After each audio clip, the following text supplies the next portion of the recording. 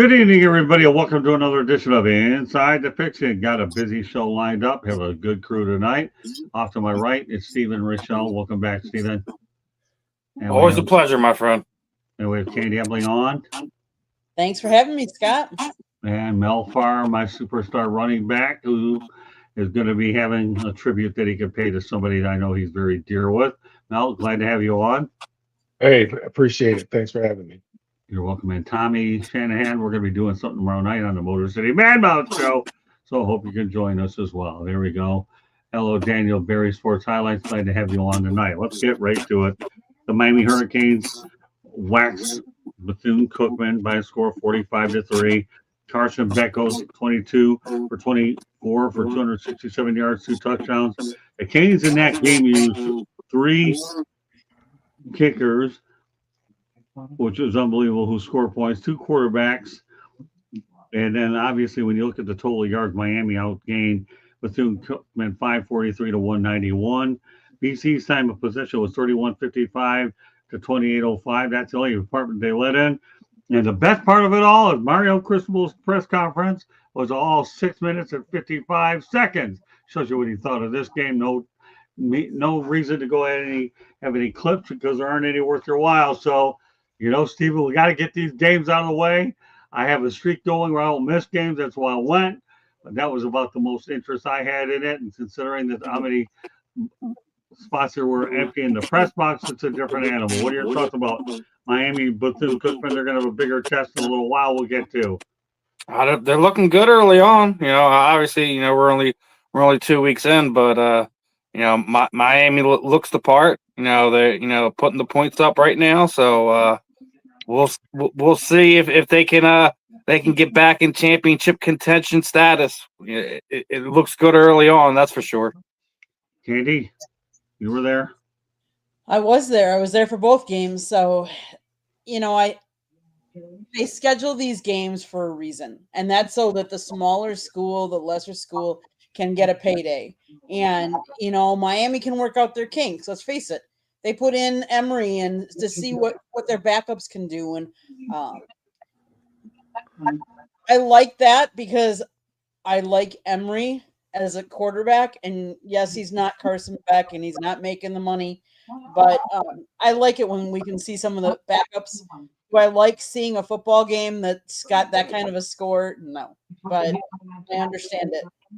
Well, who doesn't like Henry Williams? Every question he says is a great question. I would have had more fun with him at the post game than Carson Beck. I mean, at least he got to play the game, but no, Carson Beck's definitely worth getting on there. Mel? I'll be honest with you, Scott. I don't pay a whole lot of attention to these games. My brother and I, we talk about it all the time. Those are kind of get-right games that you got to get everything that you're going to get in the first 2 quarters because, in the second half, you're not going to play. As, somebody who's a starter or who's a major contributor to the team. Now, for the school, for like Bethune-Cookman, for the HBCUs that are getting this opportunity, like Jackson State or Grambling, rather, went out to Ohio State and played. It's good for them because they do get a payday. That does help their athletic department. It boosts the revenue in their athletic department. But as far as watching the game, I have no interest in watching a football game like that, to be honest with you. As a fan, I have no interest. But as a player, I can understand it. It's a pad your stat game. You better get it early and often because you're not going to be in there. Everybody's going to get an opportunity to play. So it does give you an opportunity to get some of your young guys out there, some playing time in the big arena in front of the crowd, however large it may be. But as far as for me as a fan watching it, I have no interest in watching those football games. I think Ohio State game was 77-0. My brother asked me, or 70-0. My brother said, so because we got a friend, a teammate who coaches at Grambling, and my brother said, so how'd they do? I said 70-0. He said 70-0. I said, yeah, 70-0. I don't blame you. I only did go there because I had to cover it, not because I was going to go there and buy a ticket. I agree with you. Why would I go otherwise to watch what I knew what was going to happen? Everybody knew. Why do you think the coach's press conference didn't even make it to 7 minutes? Because he had about as much interest as I got to do what I got to do. And I'll open the question here. The thing, what I knew I was going to do was play the reserves. I mean, boy, that's already a ticket right there to know that nobody cared, but it was on the schedule. Tommy? Yeah, I think these games have outlived their purpose with the NIL age. It used to be once in a while you would see an upset in this type of game. I'm thinking of App State winning at Michigan, and they had that dynamic quarterback. I can't think of his name. He ended up playing in the NFL. And a guy like him in today's age, for whatever reason, he didn't get recruited by a big-time school. In today's age, he would have left App State and gone on to a big-time school for NIL money and opportunity. Back in those days, before NIL, when the scholarship limits were 85 for the bowl seat teams and 63 for the championship division schools, a guy who was stuck on a roster and a backup deep on the depth chart who had talent could transfer down a level and be immediately eligible. He couldn't transfer to another major school and be immediately eligible because he had to sit out. And a lot of times that worked out for guys because they got playing time and they ended up moving on to the NFL or whatever, or having a good career.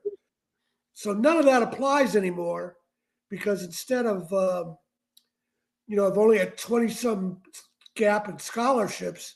Now the scholarship gap is even bigger. And instead of guys flowing down a level, they're going to flow up a level. And that just means you're going to have less talent on those teams. And the guys that are having to play the games are just going to get beat up. And then how's that going to suit the team for the rest of the season? Yeah, great point. Well, all right, let's talk about another upset that occurred. Get this, my alma mater, University of South Florida, got paid $500,000 to beat the University of Florida. Keep in mind the game-winning field goal was decided by Brendan Betts spitting on Cole Skinner. I mean, that was bad. But when you think about the game in its totality, and you look at DJ Lagway for Florida, goes 23 for 33 for 222 yards, a touchdown, and an interception in the game. And again, I just set up what the scenario was. Well, let's look at the game in its entire totality.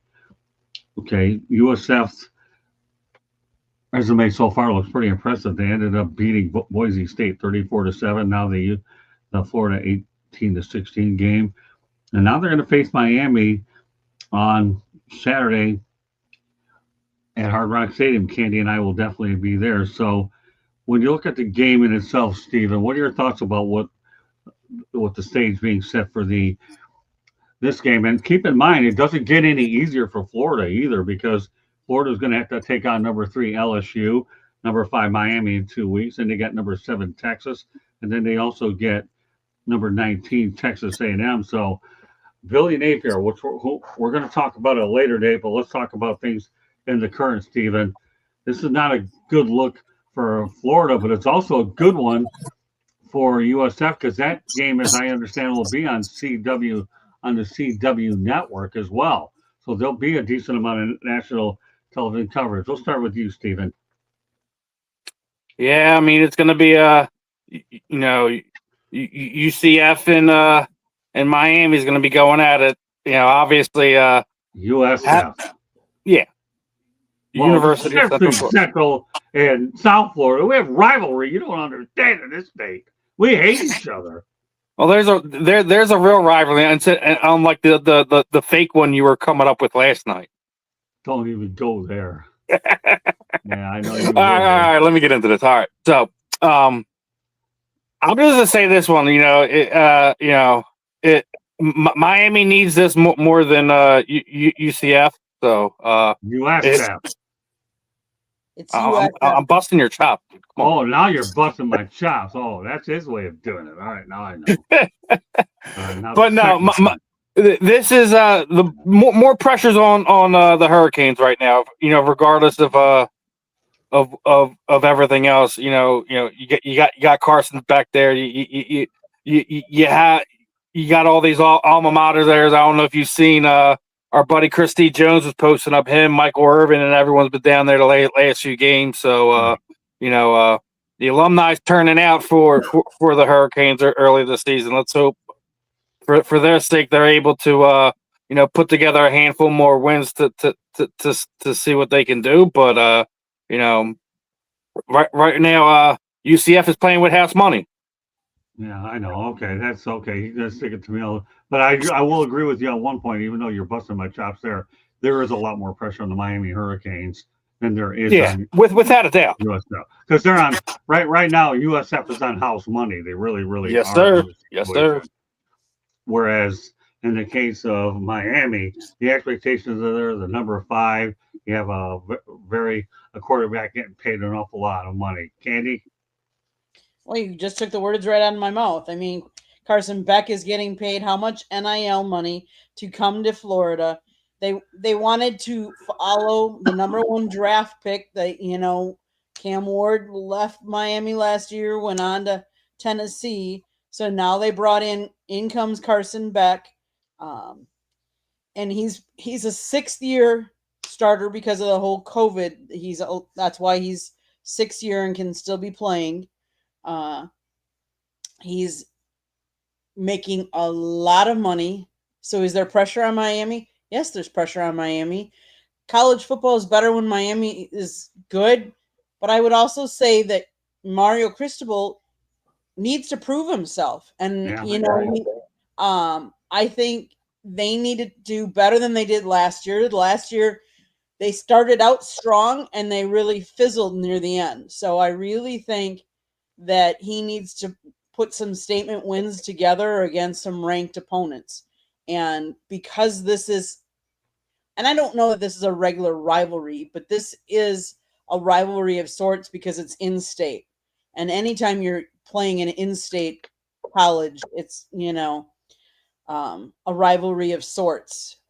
So Miami has a couple more games right now on their slate back to back. They have USF and then they have the Gators, and they have to win both those games. And if they don't, they're gonna fall in the rankings. And I don't know if Mario will survive if they don't do really well this year.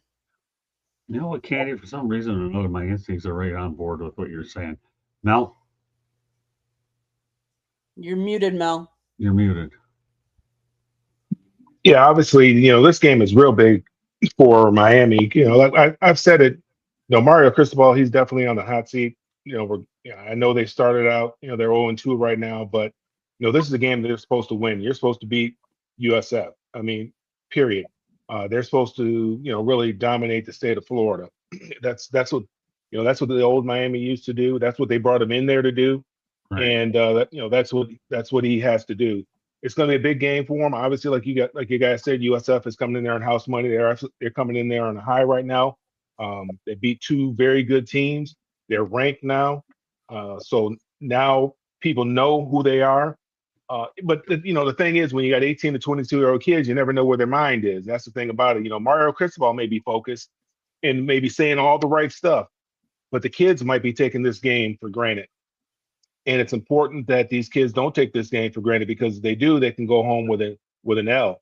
So it's going to be interesting to see. This is the type of game that I will watch, because there is some intrigue there. Obviously, they're two good football teams. Now, if it gets out of hand early, then obviously I'll turn to something else that's probably a little bit more competitive. But this should be a good football game. Because USF is trying to come up. They're trying to they're trying to raise their stature in the national stage, and this is a big opportunity for them to do that. They took one step last week, and this would be taking another step by going in there and knocking off a team that a lot of people think that Miami has the goods to do some damage in the college playoffs. Now, obviously, a loss here wouldn't hurt Miami in the college playoffs, but a loss would be devastating for the program. Tommy, Yeah, I think this game will say a lot about Florida as well as Miami. If Miami decisively beats South Florida, then that doesn't speak well to Florida. But if South Florida plays Miami well, it's going to speak probably poorly on Miami. I think I've been following South Florida more than I normally would, because they have a quarterback from where I live, the Raleigh area, Byron right. Brown. He's from Roseville High School, which turns out a lot of Division I talent. So USF has a 2-0 record. They're looking good. But probably the most important thing for them to take a step up to this next level to play Miami is they have a dynamic quarterback. Brown had 66 yards passing and another 63-yard rushing against Florida. So if they can protect him, maybe they can give Miami a game. And if they give Miami a game, as after also beating Florida, it's going to say a lot about South Florida. If South Florida can't play with Miami, looks like Florida might be in for a long season. All right, let me give you some notes on this game because there's some really interesting ones. Number one, USF has returned to the national rankings for the first time since 2018, checking in at number 18 in the AP poll and number 23 in the coaches poll. That's interesting. USF is just the fourth team in the AP poll era since 1936 to win its first two games of the season against ranked opponents after being unranked itself. That's interesting. The Bulls have beaten ranked opponents in back-to-back games on the schedule for the first time in program history. It's just the third time in program history USF has beaten two ranked foes in a season. The USF defense has produced a turnover in 10 straight games. The Bulls held Florida to its fewest points since 2023, and Boise State to its fewest since 2019. And finally, the USF offense has not turned the ball over on the season. Quarterback Byron Brown is riding a program record streak of 240 pass attempts without an interception, passing the program record set by Markel Blackwell. And another one that's interesting is Deshaun Rucker ranks 26th nationally and number 2 in American, posting 5.5 solo tackles a game. That's what you have to look forward to in this game. The stage is set. Go ahead, Candy. One last comment. Depending on how well USF plays, I'm not even saying if they beat, but how well they play. The coach that we haven't been talking about is USF's coach, and I think he has proven that he will move up the ranks if he does well, because he has taken that program and to new heights, as you're saying. Yeah, well, we'll get into that more. There's no question that what's his name? Alex Golis, I think his name. Mm-hmm. Mm-hmm. Well, it's definitely a hot coaching commodity for sure. I'm looking forward to having an opportunity with post game to maybe catch up with Coach. He's a really super nice guy, and I'm definitely looking forward to talking to him as well. Other things we got to get. So there you go. That sets the stage for Saturday, and Candy and I will be there. Former Pittsburgh Steelers wide receiver Antonio Brown is reportedly almost broke after earning almost $100 million in his playing career. All right, Steven, surprised with that? Probably not, right?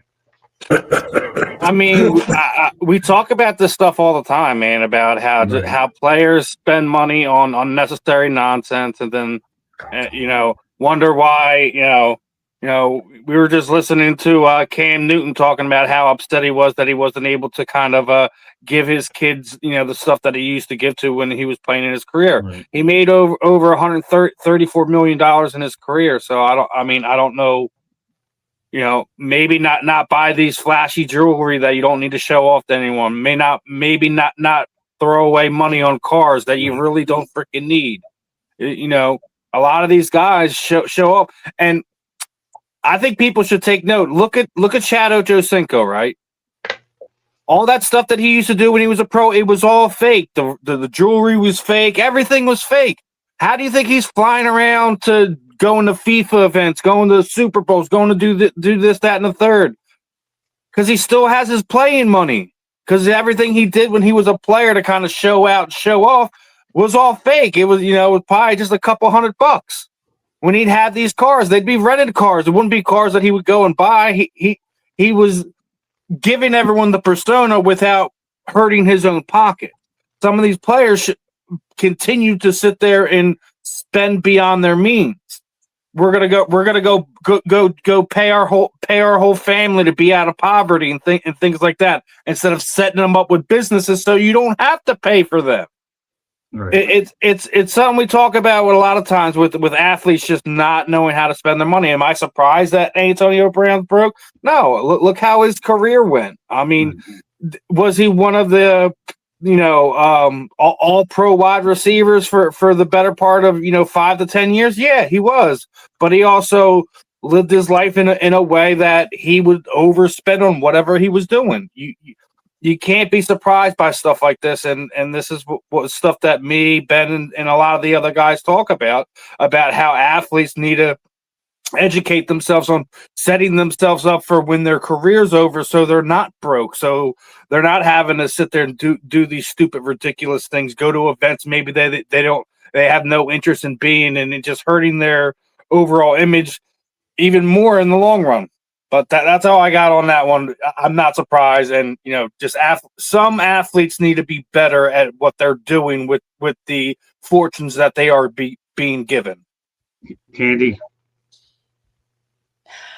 We live in a society where we feel that other people's opinions matter, and we need to make sure sometimes they want to be flashy and come across as they have money, so they spend money to look like they have money.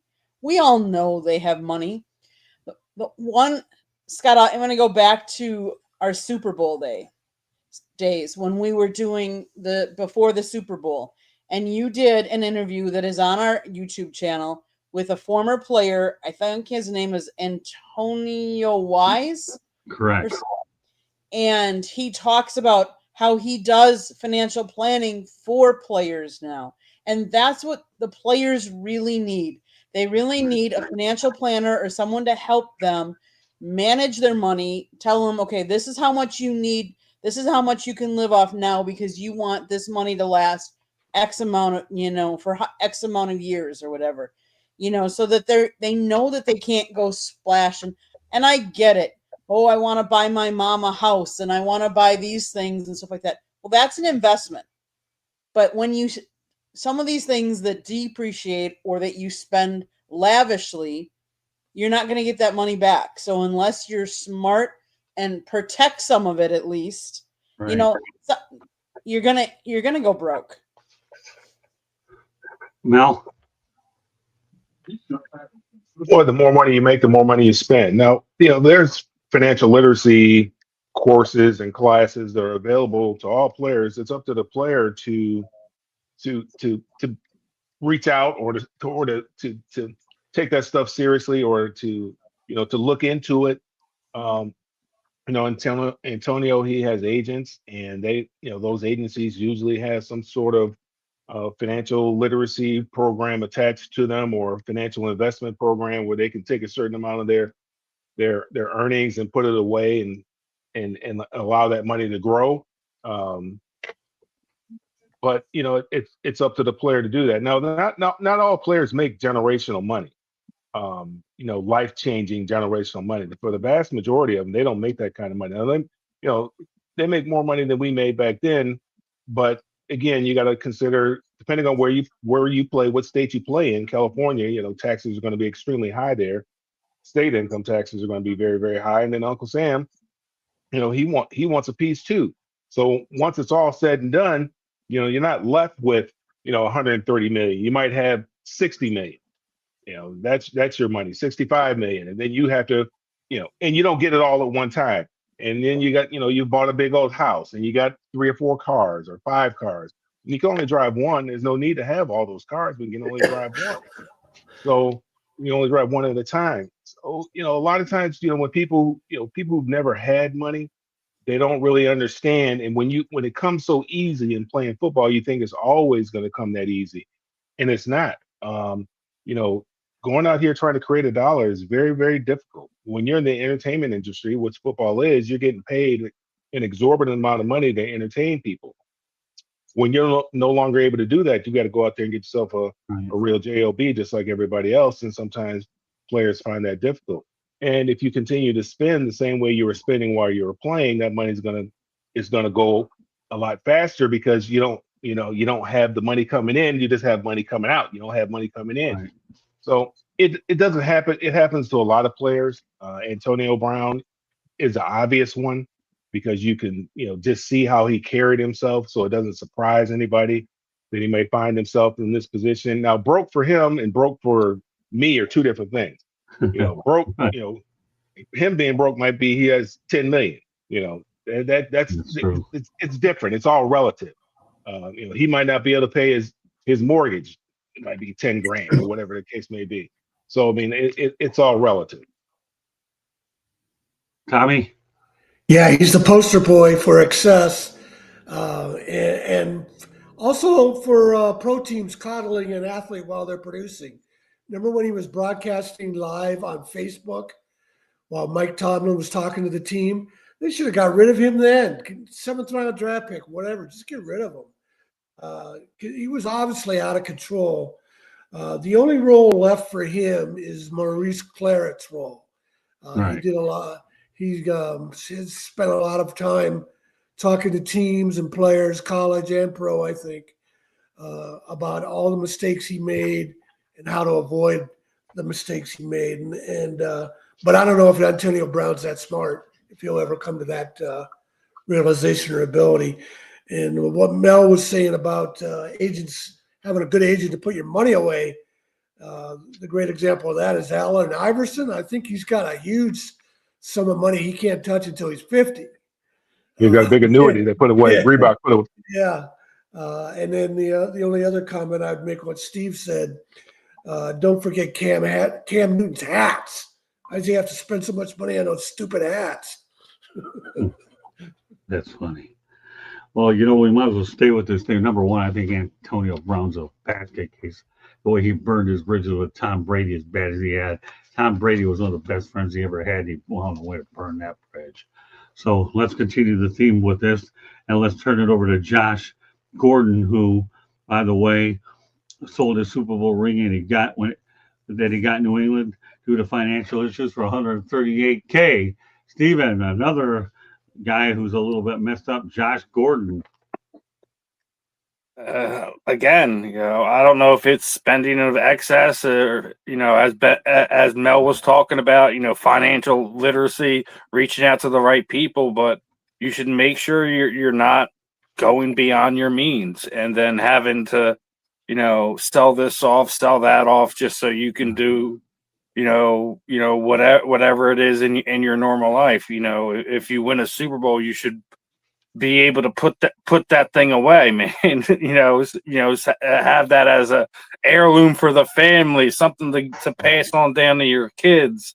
You don't want to sit there and sell it off to some yahoo who's gonna sit on it for 10, 15 years, and someone in their family is gonna find it in grandpa's treasure chest and then sell it off at some auction for a couple $1 million more. It's not fun to see athletes struggle in this way, So it's one of the things that I feel for Josh, but it's at the same time, I think it's about letting these athletes know they have avenues they can go to have people set themselves up so they're not in a bad spot. As Tom was just talking about, Allen Iverson was all over the place during his career, but he was smart enough to situate things in his sponsorship deals and whatnot through Reebok and everything else, where he has himself situated where like he got a big contract, but he puts a lump sum of it away and he still gives himself a yearly allowance through that deal. So it's one of those things where you see where guys are smart and they do take care of themselves and they do think for the future. And, you have the other side of that coin, the guys that live in, fast and dangerously fly through whatever temporary fortunes they do have. So, it's sad to see Josh having to get rid of it. But again, there are things in place where these guys can give themselves knowledge and protect themselves so they don't have to sell off Super Bowl rings, jerseys, things of that nature. Candy? Career earnings for Josh Gordon were $8.385 million. And yes, did he sell his Super Bowl ring at an auction for $138,000? My question is why do these athletes not go out and ask for help for their finances? Right. Mel talked about it. There's programs out there. I've said there's former players that are even doing financial planning to help these players. but you got to ask for it. And those that think that they, can just and set the money in a bank and, go spend things, it's not going to work because you're not making enough money. Interest rates are horrible, especially right now. I'll be the first to tell you that. You got to plan for the future. It's sad. It's sad. But then again, does he need us? I mean, and everybody's different. Did he want to pass the Super Bowl ring on to, family in the future, or did he not want to have a possessions? Like, I don't know, but yeah, it's too bad. Okay, Mel. And some of this, I'm trying to figure out who did Josh Gordon win the Super Bowl with. I didn't know he won. I think he was there. He didn't win it. 2018 Super Bowl ring from his time with the Patriots. Oh, okay. Okay. Josh Gordon. I mean, you said he made $8 million. That's not a whole lot of money for professional football, because and you got to consider. I mean, he was suspended half the time that he was in the league. No kidding. Tremendously talented guy. Yeah. I don't know how much he had to pay in fines and things like that, and rehab and all the other things that he had to deal with. But yeah, he was suspended for a vast period of time, so his money was never steady.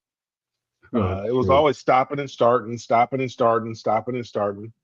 So again, it's just one of those unfortunate situations, And then by the time the ether wears off and you realize it, you're too old now, and you can't run the same way that you used to. You're not as fast as you used to.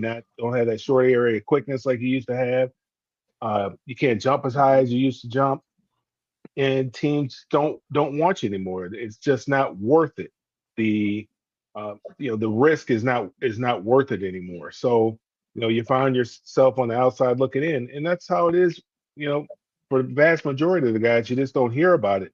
I mean, regular citizens have difficult times managing their money right now. So it's not, why should it be any different for NFL players? Even though they have the opportunities, they have things that are set up for them to be successful, where they can, put some of that money away. It's still, when somebody's never had any money and they get some money, I mean, it's burning a hole in your pocket. They just, all their eyes get real big, and everything that they've ever wanted in life, they're now able to get it, and they do it. And they think this money's going to come forever. And unfortunately, you can't play the game forever. And realizing, when you see those big checks that these guys are cashing, somebody's signing that check, and that's where you really want to be. You want to be on the end of signing those checks, as opposed to the one cashing the checks. Tommy? Yeah, I don't know what I can add to all that. I really don't know his story very much. The sad thing is Antonio Bryant, Josh Gordon, they didn't stand for anything. If athlete comes on a hard times, like say Kurt Flood, I don't think he had much money at the end of his life, but he stood for something, challenging the baseball free agency. He never really got the payoff he deserved, particularly from other baseball players who cashed in on the bold stance he took. But at least he stood for something if he lost all his money. And then the other thing I'd want to say is, we might be seeing this in the near future as the result of all this NIL money. How are these college kids spending or not investing their money? You always hear about how much they're making. And here in North Carolina, one of their basketball players, Seth Trimble, he's taken some of his money and invested in an ice cream shop, one of the franchise ice cream shops. And it's on Franklin Street, which is right there, the main hub in North Carolina, where he's going to get a lot of support from North Carolina fans. I don't know how much that investment will pay off in the long run, but it's certainly a lot better than blowing his money on cars. What does Carson Beck have? 2 Lamborghinis or something? You're talking about guys needing more cars than they have. So yeah, it'll be interesting to see how this NIL money shakes out.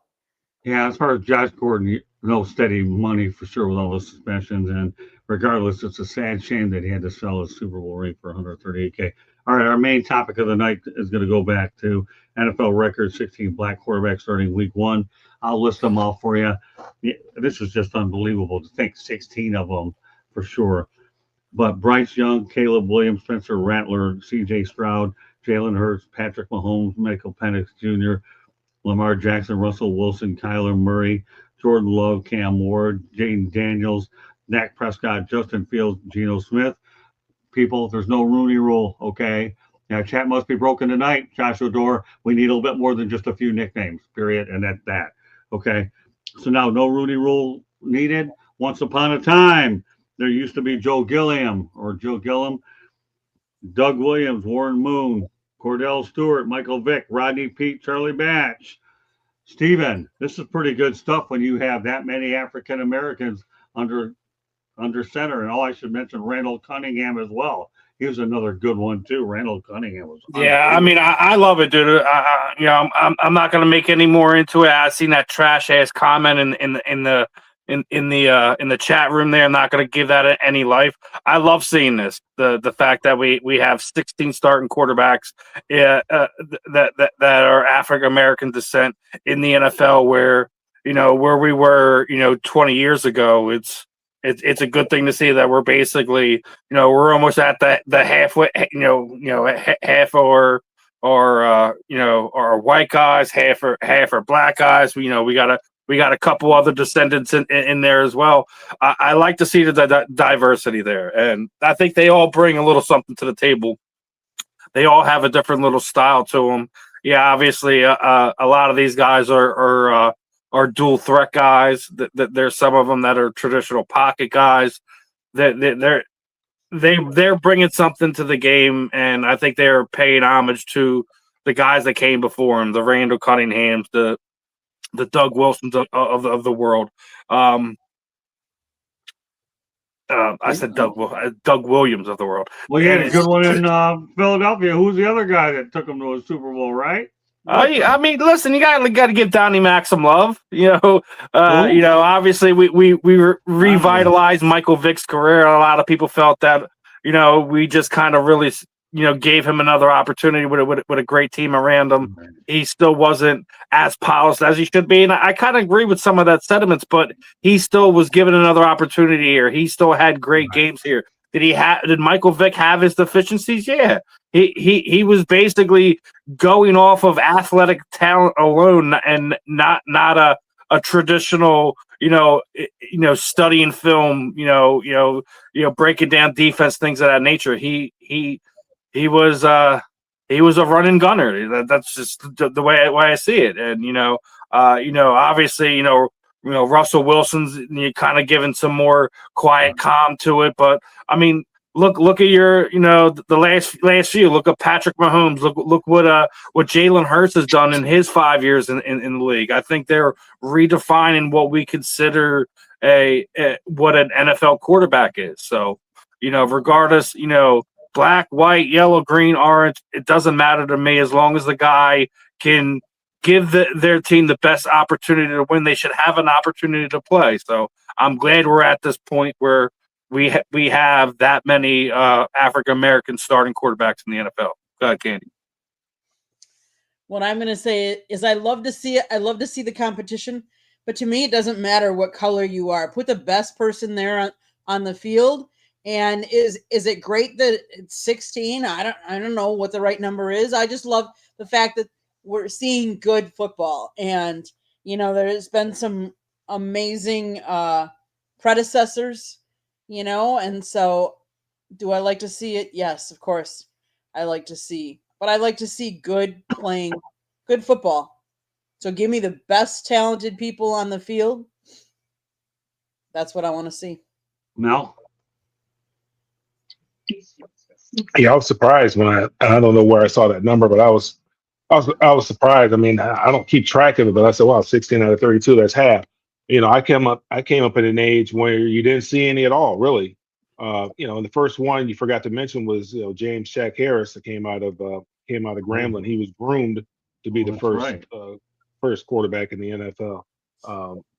But yeah, I remember Vince Evans. There weren't that many, and for the longest period of time, it was thought that we weren't smart enough to play those positions in the middle Right. of the field. Center, middle linebacker, safety, and quarterback. I remember Dwight Stevenson. I remember him playing center. That was a big deal with the Miami Dolphins. That was a big deal Right. when he was the starting center down there. But it just shows, and we've always talked about it, that when given the opportunity, when the rules are published, playing field is even, is level, that we can excel at anything. And given the opportunity, thinking about Andre Ware, he's the first black to win the Heisman Trophy. Now look how many Right. black quarterbacks to win the Heisman Trophy. Now look how many black quarterbacks have won the Heisman Trophy since then. So it's just we needed to have the opportunity. And yeah, the game looks a little bit different sometimes because some of the guys are a little bit more athletic. They bring something a little bit different to the position, but they aren't the only ones. I mean, uh, what's his name? Steve Young. I mean, he was very athletic to play the position. Right. He made it look a little bit different. He wasn't your prototypical drop back pocket quarterback.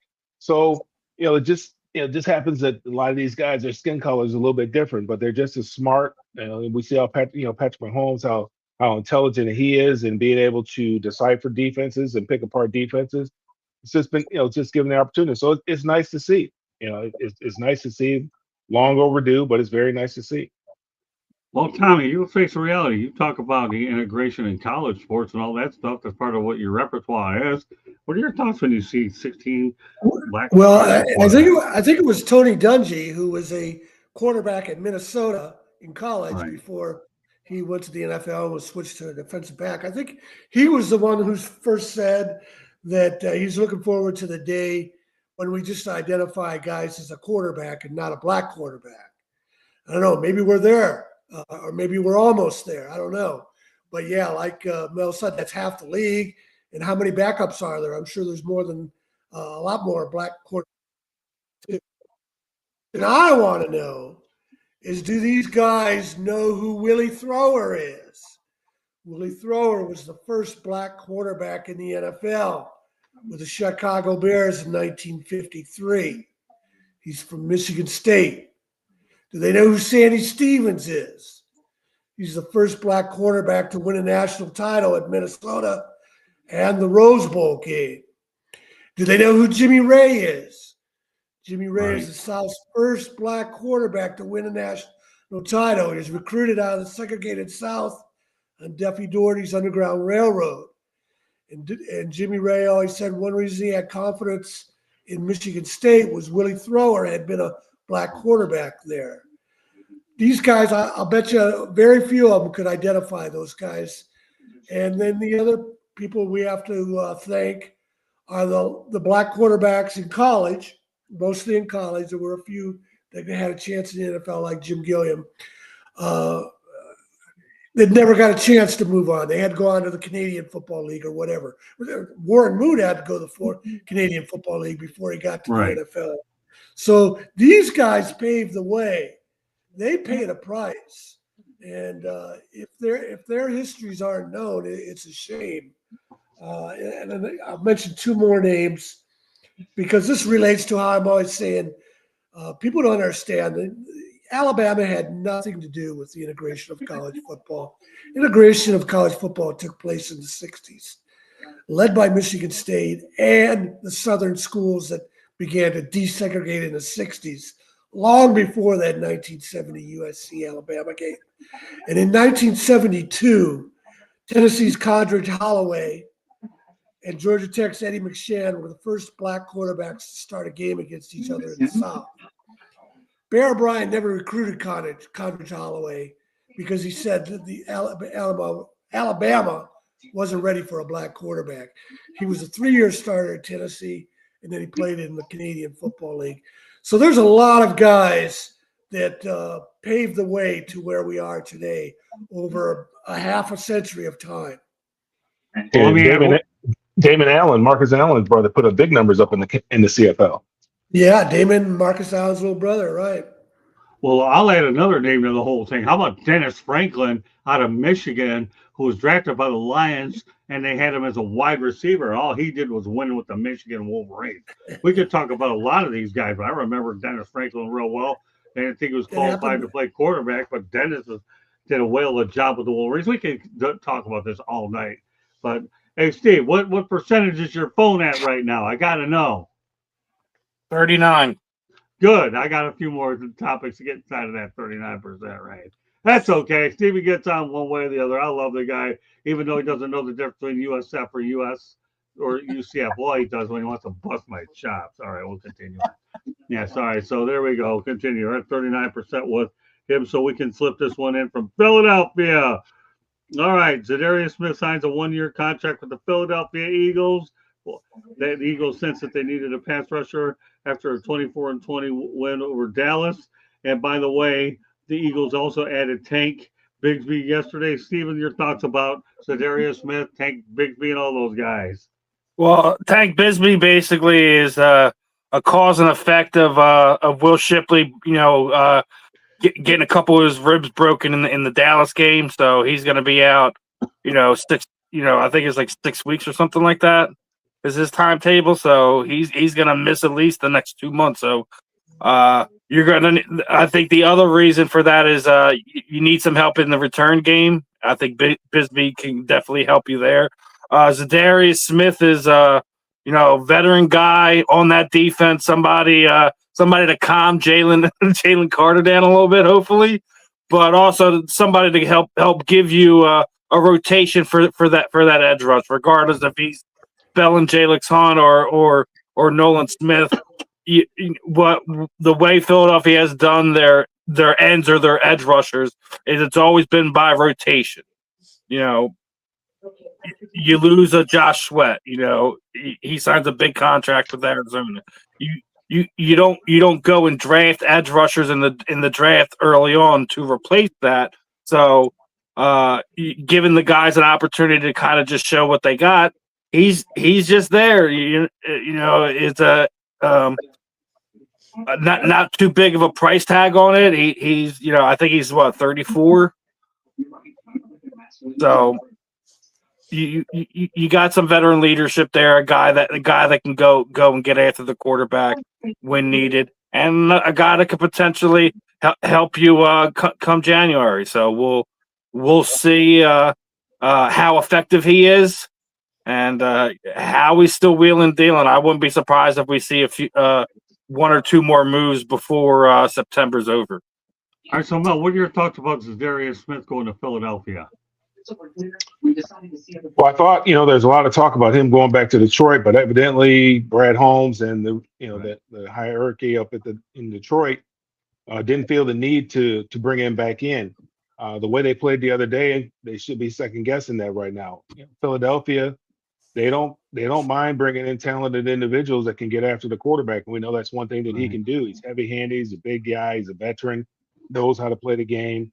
And so that's just adding more talent. They get him pretty cheap probably, and they're just increasing their depth. I mean, that's what you want. You need to have depth. You need to be able to rotate those guys so that they're going full tilt each and every time that they're in there rushing the passer. So I think it was a good move by Philadelphia and possibly a missed opportunity by Detroit.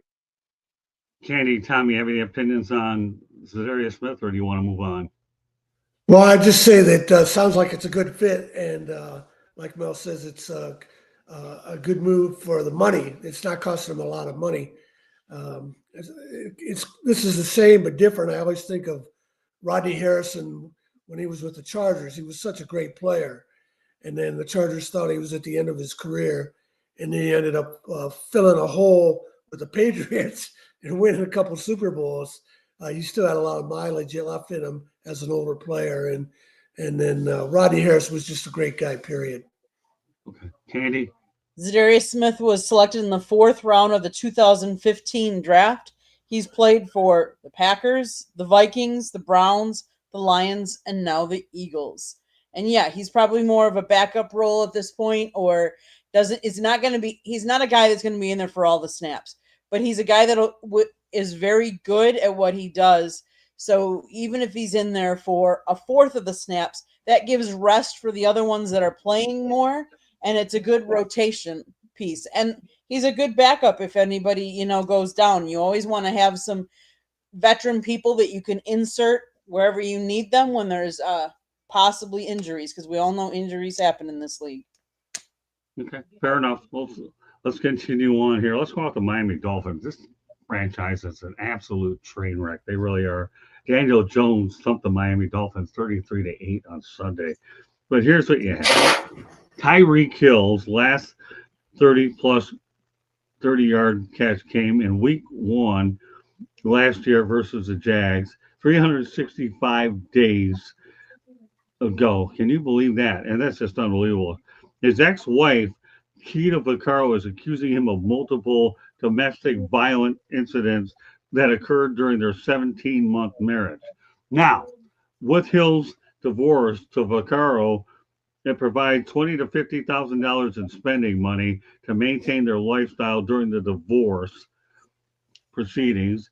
Hill must make a one-time payment of $500,000 to cover $457,517 in legal fees and $100K for a new car after a request for a $200,000 Bentley was denied. Boy, I really feel bad for this woman. So I really do. I mean, it just blows me away. Oh my gosh. So let's talk about what you have. And don't worry, there's more to this thing here. Well, let's start here. Daniel Jones thumped them 33-8 in Indy. Okay. Colts had won an opener in ages. And now you got Tyreek, man. 30-yard catch, this guy. He goes from Patrick Mahomes to Tua, and the best you're going to get is haven't even caught anything over 30 yards in over 365 days versus Indy. Oh, my gosh. And then add Keita to the picture. And what do you got, Steven? Well, first, Tyreek Hill needs to clean his life up. I mean, your estranged wife, well, I think the one thing you didn't mention is that she also has complete access to the $5.5 million mansion. That's her. Right. So, I mean, we say it all the time about these athletes needing to protect themselves. This is why. You were barely married to this woman for 18 months, guys. Prenup. I listen. I know we're all men of the flesh. We know what it's like. Probably not to the level of Tyreek Hill because he's on another level when it comes to him and women. I get it. Prenups will save you a lot of these headaches in the long run. His performance on the field leaves much to be desired. It seems like as soon as he got traded out of Kansas City and got that contract, he has completely let his foot off the gas. I could be wrong. I could be looking at this another way. From what I'm hearing is that Miami's doing whatever they can to shop him around to get him out of there, to free up more cap space to kind of retool this team moving forward. I'm not sure what's going to happen. He could wind up in somewhere like Pittsburgh. I don't know. I don't know what's going to happen with Tyreek Hill. I know one thing is just not working out there down in Miami. For whatever reason, whether it be his personal stuff, his overall attitude of the team, I can't speak to all of it. What I can say is Daniel Jones definitely balled out, and we can't call him Danny Dimes no more. Danny Dimes died in New York. That's Indiana Jones right there. Okay? That's Indiana Jones right there. He's the first quarterback in NFL history to score on all 7 of his drives in the game. Wow. He's the only quarterback in NFL history to do that. So I'm not sitting there saying Daniel Jones is the next coming of Peyton Manning down there in Indianapolis. I'm just saying he might be the right guy right now to move that Colts team, through the next handful of years. Maybe it's time you see about who's interested in Mr. Richardson down there. If Anthony Richardson ain't working out, he's still a young kid. You can move him to somewhere and get some value. Obviously you ain't getting a first for him. You could at least get a second or third, maybe another guy to help your team win to compete in that division. So very interesting to see how that game turned out. Did not see Indianapolis blowing the absolute doors off of the Miami Dolphins, but they got a lot of problems, and it's not just Tua, it's not just the offense, it's not just Tyreek Hill. They have a lot of problems down there. They need to fix it. I would not be surprised if Miami is a top 5 pick next season. Great stuff, Steven. Don't worry, I've got something on the quarterback coach after we get through this. So hang in there with us because you touched on something pretty interesting. Candy, your thoughts about Tyreek Hill, and you know that situation is an absolute mess. One of the things that I will say about Tyreek, and maybe it goes further down than Tyreek, but he has issues with his personal life. He has issues with his personal relationships. But even Tua came out and said he's still working on his relationship with Tyreek. Well, come on, you've been together for how long? What do you mean you're still working on it? It's not like you're a brand new quarterback to the system and new to the team with Tyreek coming in. You've played together for how long, or been on the same team for how long?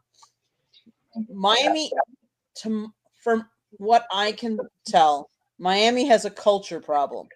Not just a Tyreek Hill problem, not just a Tua problem. You know, Indy had 418 total yards to the Dolphins' 211 yards. They doubled their yards, total yards. Indy played great. Dolphins aren't going anywhere. I'm sorry. They have a culture problem there. And I wouldn't be surprised if this isn't Mike McDaniel's last year. Well, we'll get into that another time, Candy. Okay. Okay. We'll be talking about more next week. Mark my word. Yeah, Josh Fedor will be also going out there and covering the Miami USF game as well. All right. So go ahead, Mel. Well, Tyreek's one of those guys that we're going to, a year from now, 2 years from now, we're going to have that same conversation. Tyreek Hill's broke. Now, you can't have all these baby mamas or ex-wives and children and all that kind of stuff. Right. I mean, the quickest way to go broke is fast women and slow horses. That's the quickest way to lose all your money. And he's got the fast women down pat.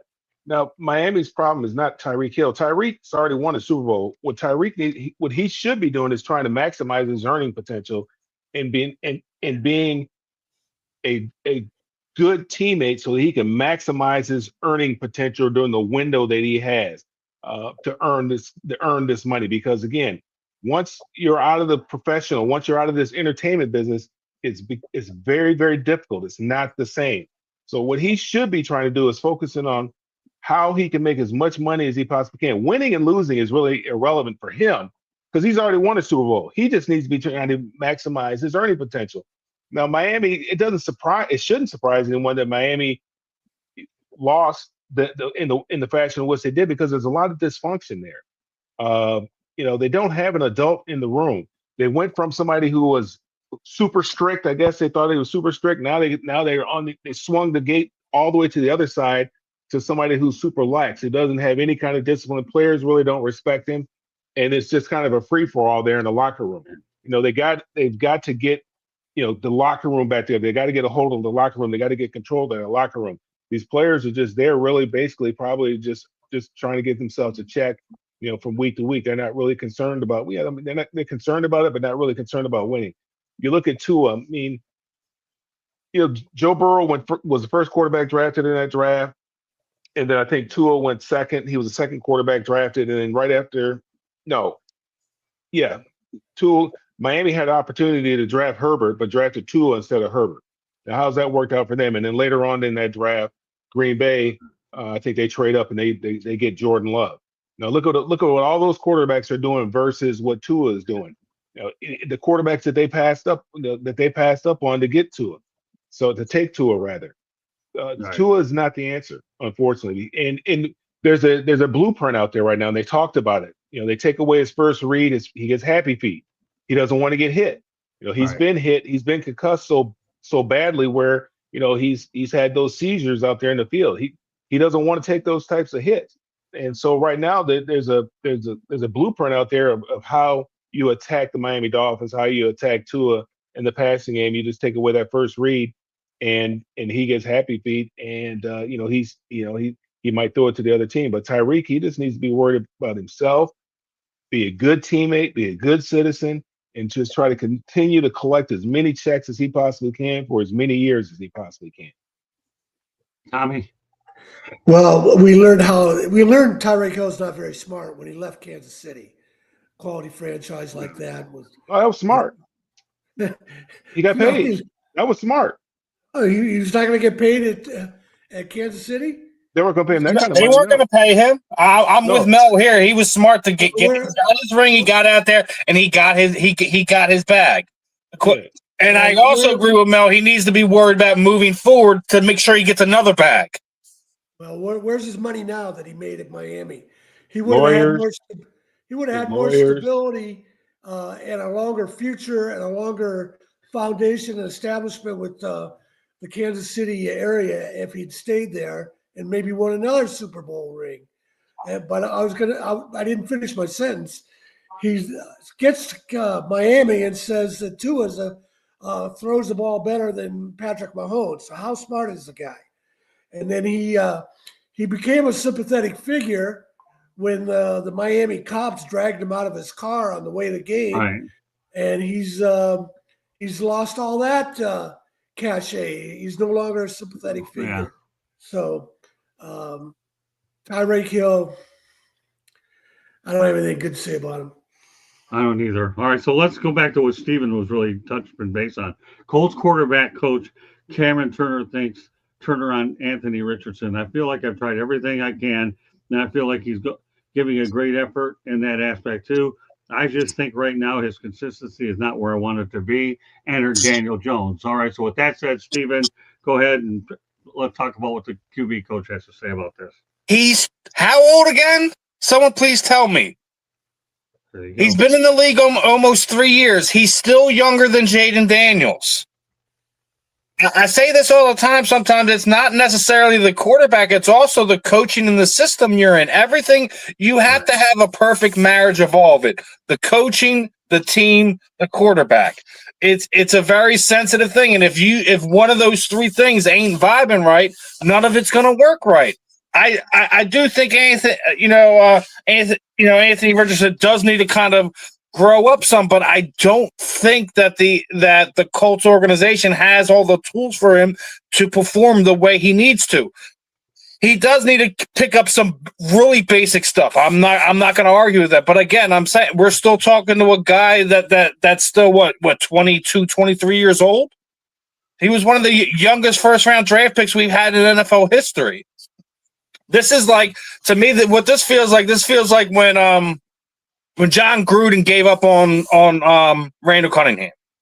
Okay. I thought it was a little too early. He didn't give him remember, Randall been through three different offensive systems in less than 5 years. So every time he picked something up, it was getting torn away, and he's learning all over again. Right. What happened when he went to Minnesota? Oh, that's right. He had the best year of his career. It was also as he was getting older, and sometimes it takes being mature and getting older to get to that point. Some guys mature early faster. I don't necessarily agree with giving up on Anthony just yet. But if you feel your organization is like we need to win now, we need to be better now, then send him somewhere else where he can develop and go be a quarterback. Because go ahead, Candy, you're next. No, finish your thought, Steven. You're on the. No, I'm good. I beat this horse down. All right, go ahead, Candy. Beat it some more. Anthony Richardson, he's what, 23? Yeah, he's 23 right now. He was born in Miami, Florida. He's also had injury problems. And that, between injury problems and not a consistent coaching staff and consistency, we've said that time and time again. If you don't have consistent coaches, it's hard to have success in this league. Unless you're Jalen Hurts. Exactly. Well, there's always going to be an exception to the rule, but for the most part, you need consistent coaches. Going from college to the pros so I'm going to say for me, I've never played, obviously, football. So do I think it's a big jump? You're still playing the same game, but it is a big jump because it is a different game. It's a faster game. It's a different pace. So not everybody's cut out for it. And I think especially when you don't have the same coaches to help you learn systems and the same system, and all of a sudden you got a new system, you're learning a new system, and here's it, that makes it harder. And then when you have compound it with injury problems, it's not a recipe for success. Mel? Here's the problem. They drafted Anthony Richardson. They knew he was raw. He was raw. Okay. So you had to be Right. patient with him. Now, we live in a microwave generation where we want results now. The guy had Right. 13 starts in college. That's why I don't like those guys. I like a guy that started 2 or 3 years in college. He's been under the fire for a long time. What Anthony Richardson needs in order to get better is he needs to play. That's the only way he's going to get better. Or you're going to find out what you have with him. Otherwise, you're going to we're just going to be doing this back and forth, talking about they're giving up on him. They don't have the patience anymore. They don't take the time to develop these players anymore. He wasn't developed in college, rather, because he only had 13 starts. He didn't play a whole lot. I think he was hurt in college as well, so he didn't play a whole lot in college. But had freakish athleticism. Went to the combine and did freakish things. Well, they knew what they were getting when they drafted him. They were getting a raw project. So they needed to develop it. And the only way that you can develop it is you got to come up with a plan. Owner, GM, coach, they all got to be on the same page. Hey, look, I'm going to give you 2 or 3 years with this guy. You got to have some kind of plan because Right. you're going to lose the first year. With Peyton Manning, they didn't win the first year, but they had a plan for Peyton Manning. Even though he had a whole bunch of college starts under his belt, the NFL game was a lot different. But they had a plan with Peyton Manning. They have to have a plan with this kid. He's a young kid. He's extremely raw, but he has a whole lot of talent. And that's what everybody saw is he has a tremendous upside. But if you don't allow this kid to develop, you're just going to ruin the kid, and you just keep recycling these quarterbacks over and over and over again, and he ends up bouncing around, and he never realizes his full potential. Maybe he does, because maybe he gets lucky and gets an Andy Reid or somebody like that sees the potential in him and really takes the time with him in the film room to show him exactly what it is that he expects from him out there in the football field. But the kid is raw. The only way he's going to get better is to play. He's not going to get better standing on the sideline holding the clipboard. He's not going to get better running the scout team in practice. In practice. Only way he's going to get better, the only way he has an opportunity to get better is to play. Tommy? Yeah, he has a long way to go with so little experience in college and then trying to jump to the NFL. It didn't look like a good situation from the very beginning, especially if they didn't have a plan in place for him to bring him along slowly. I don't think does he have a future? I don't think you have to look any further than the guy who's the starting quarterback. Daniel Jones had a lot more experience coming out of college, but he had his confidence challenge playing for the Giants with no blocking. And now he's kind of rebuilt himself. He's got a chance to show he is Danny Dimes, if not Indiana James. But I think the other interesting thing about Anthony Richardson is, like everyone said, he's young and he still has some potential and he'll still get another chance. And I'm going to go back to my Tony Dungy comment. Does that mean he's a quarterback? He's not a black quarterback. He's being viewed for his potential, and nobody's writing him off because he's black, he's not smart enough, or anything like that. Well, the bottom line is with Anthony Richardson is I'm going to go back to what Mel said. The guy is raw, so you have to be patient. 13 games, and you're willing to gamble on him, then you definitely better be doubly patient. And the Colts have failed him in that area. They really are, because you have to have good coaching and you have to have a good, stable system for sure. So I agree. I think there's a lot of fault mainly on the Colts organization, the quarterback coaches, and helping matters by making these comments to help his confidence by any stretch of the imagination. If you're doing it, you better be more positive than you are negative at this point. And maybe Daniel Jones is good, and maybe he can hold a clipboard and take a step back, because just because you have a first-round quarterback doesn't mean he's going to ultimately fail. Jim Plunkett made out pretty well, if I may add, with a different change of scenery, and I'll leave it at that. Let's go back to the Miami Dolphins, since they seem to be my favorite whipping boy tonight, and they will be next week if it gets ugly with the Patriots too. But get this, the average single game ticket for the Dolphins is $141. Now versus the Colts, Tua, Love his numbers: 14 of 23, 114 yards, a touchdown, 2 interceptions. Oh, they're beating him up good down here. Tyreek Hill, our favorite whipping boy, 4 for 40, 0 touchdowns. Jalen Waddle, 4 for 30 yards, no touchdowns. The only bright spot in this game is Devon Ackley, who ends up getting 7 rushes for 55 yards, 3 catches for 20 yards, and a touchdown for the only touchdown for the Fish. Would you spend $141 for an average ticket to watch this, Steven? No, that's why I'm thankful I'm in Philadelphia with a good football team. But I'll say this much. I don't like how the prices around the league are going sky high. You know, you just heard some guy got bamboozled out of a couple $100 because he was trying to get tickets to opening night with the Eagles Cowboys game on. There's so many different places to get tickets from. I mean, obviously scalpers for tickets have been around for ages. You got to know who you can trust and who you can't. But when you're looking at the overall prices, not just of the tickets, go look at some of the concession prices. Go look how much it costs for a beer. It's insane. It's insane. So, I mean, not at the Benz. Yeah, y'all keep reminding me about that. Y'all got y'all got a Chick-fil-A down there too? No, I mean Arthur Blank, man, they make it real affordable for you at the concession stand. It's cheap. I mean, I think you can get free refills on your drink. They just have the soda fountain there. You get buy a cup, you get free refills. Go there as many times as you want. Hot dogs and stuff like that. It's real cheap at the Benz. Real cheap. It's almost $17 up here in Philadelphia. For what? We're talking about the Miami Dolphins. Would you watch $141 for that? I'm going to say the pricing across the league, not just in Miami. I get it. Miami, it's bad. I'm not paying those prices to watch that garbage play on that field. I'm just sitting there saying, on top of that, all around the league, prices for concession tickets, all of it is going at. Dude, it's $50 for parking here in Philadelphia. Yeah. If I have an RV, it's $100. Well, okay. All I'm going to tell you is the Miami Hurricanes, to me, play in the NFL. I'm not sure where the Miami Dolphins play, and I'll leave it at that. I'm sure right around now, Dolphins fans will take the trade for the Hurricane players for the Dolphin players. Yeah, well, I'll say one thing about the Miami Dolphins, though. They've been good to you Eagles. They gifted Vic Fangio to you.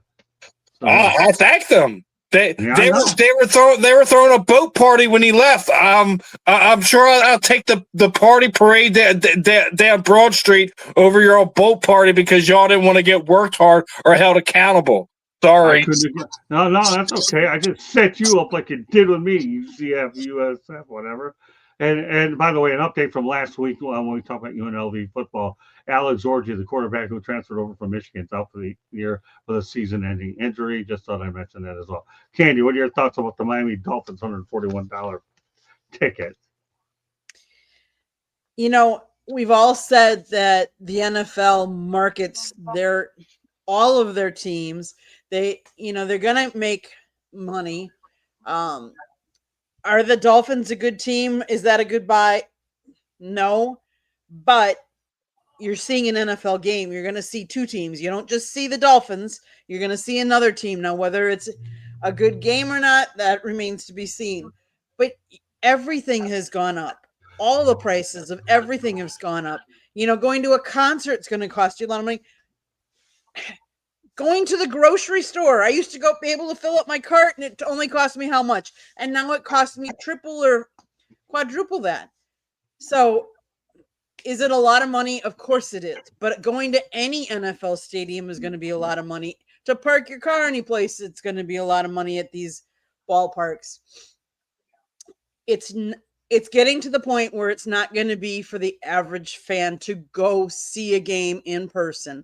You're going to watch it on TV or stream it on one of your streaming services because it's going to the game is going to be for the people that can really afford it. And that's where it's going at this point, or unless you can get in through a corporate sponsor. If a corporate, because there's how many suites now where corporations have suites, and if you get an in from that way, then that's going to be how some of these families are going to be going into those games. Well, all I can tell you, the product in the field is bad, and it's only going to get worse.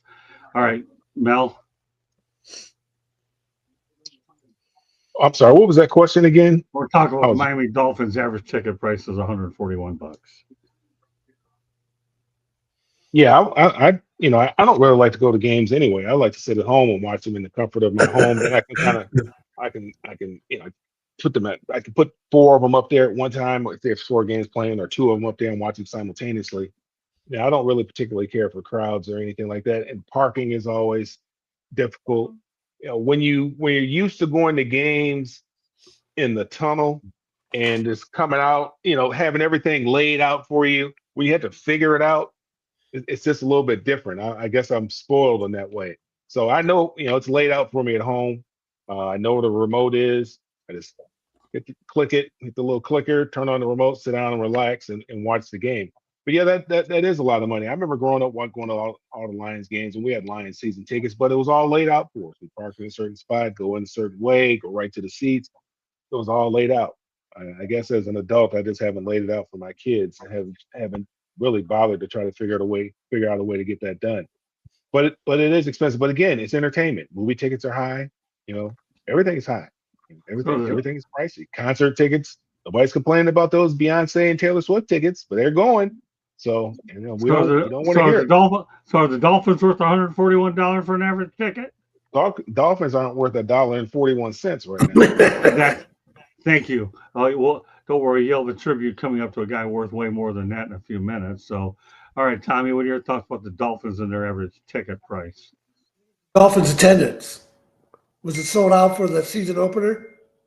I don't know. Their season opener is this Sunday.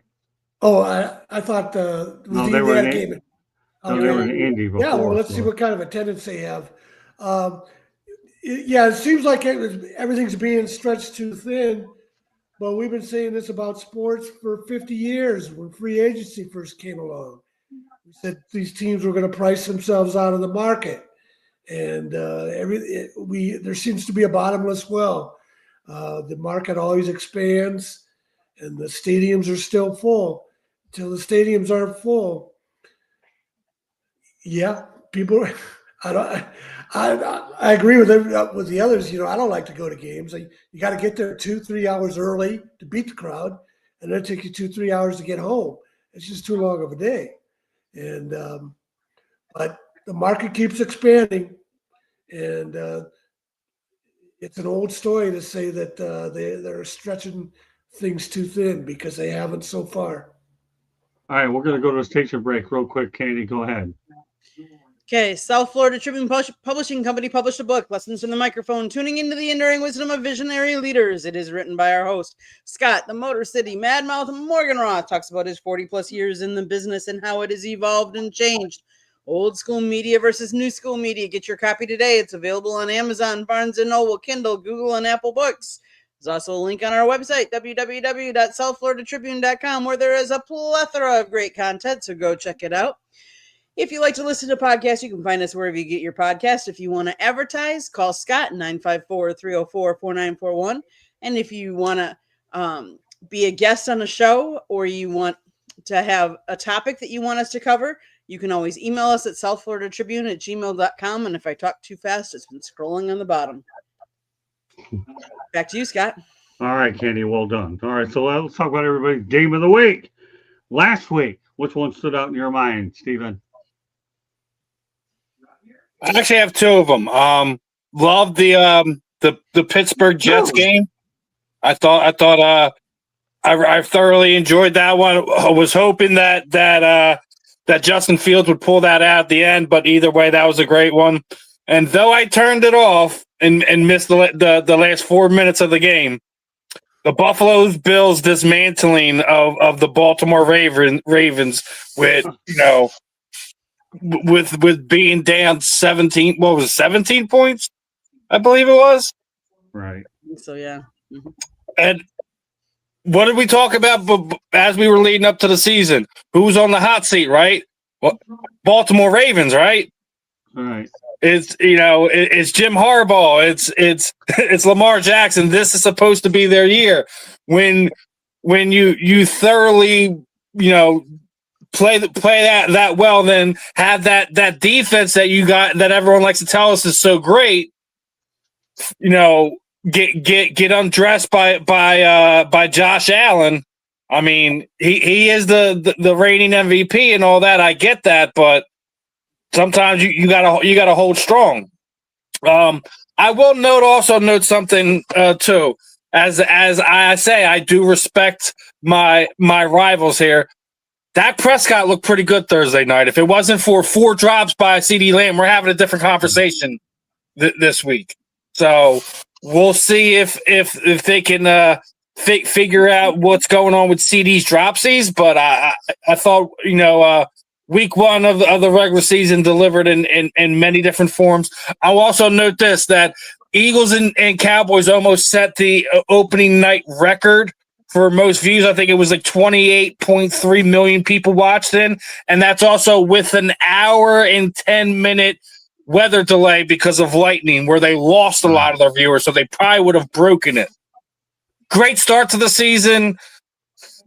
I will say this: the referees better be real when they're calling these taunting penalties on players, because they feel they're happened to Nolan Smith last week was ridiculous.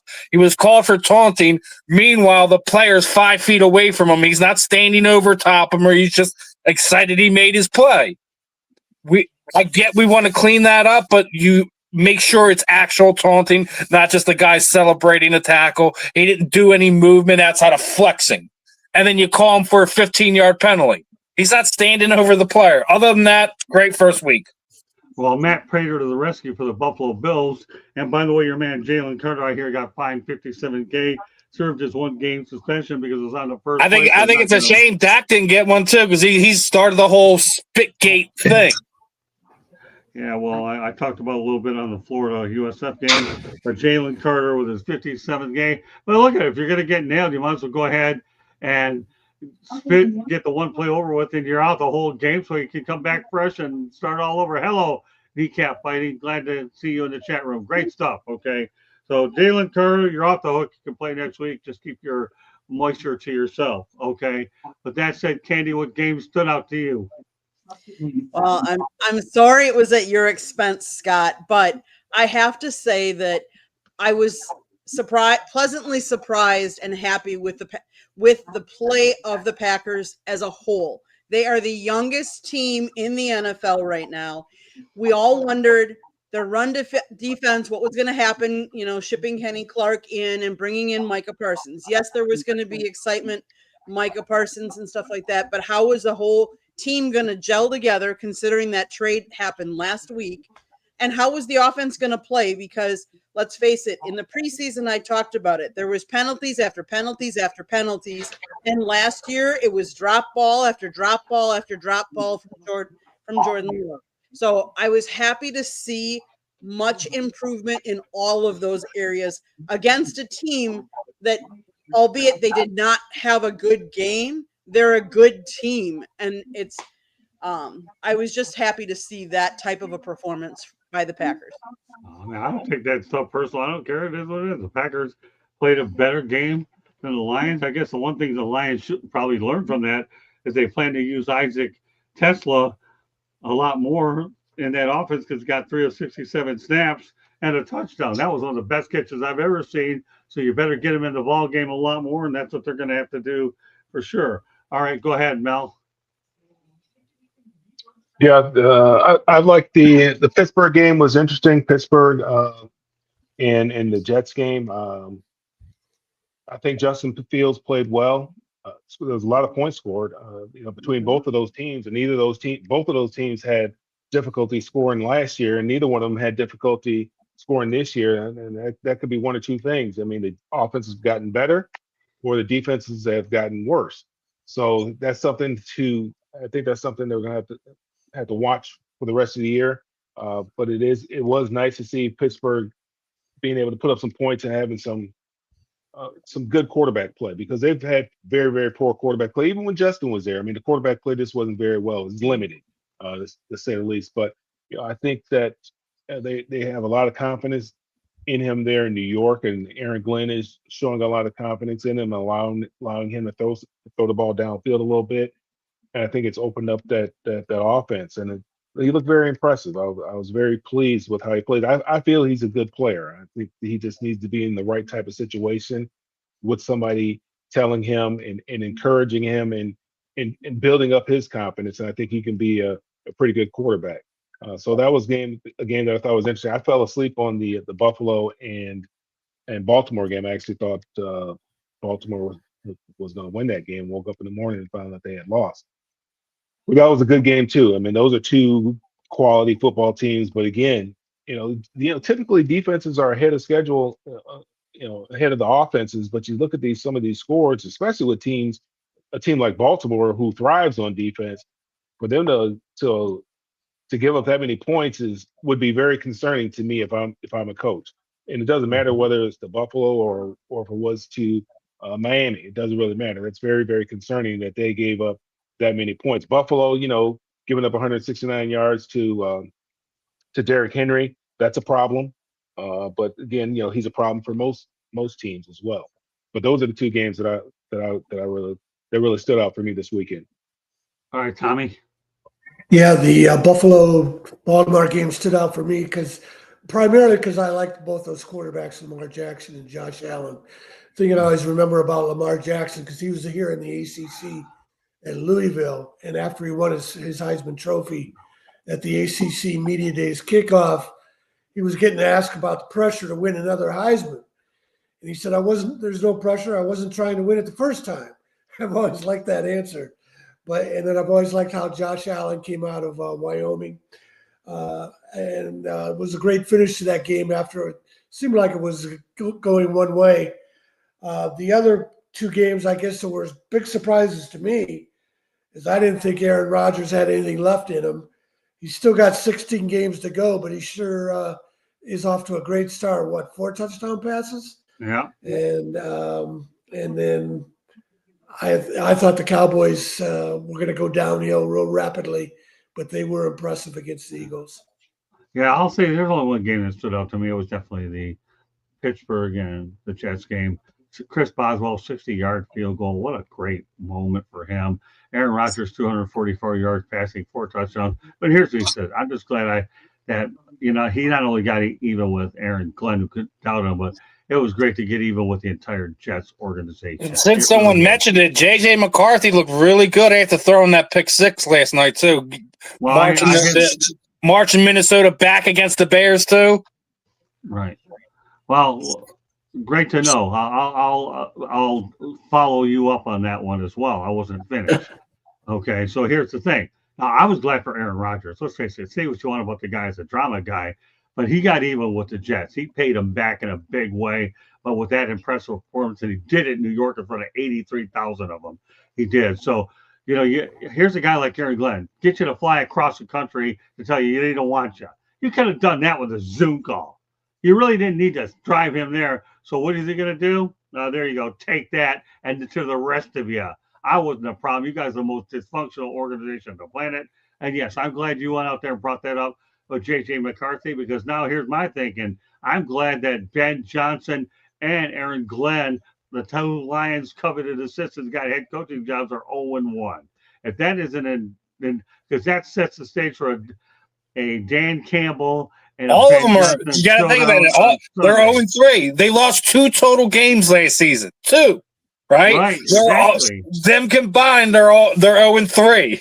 Right. But I was glad to see Ben Johnson and Aaron Glenn lose their first one, because they went to bad organizations in the first place. So, yeah, you're 0-1. Welcome back to losing. All right. Well, you know what? Let's talk about the Micah. Scott, one last thing. Can I say about Aaron Rodgers?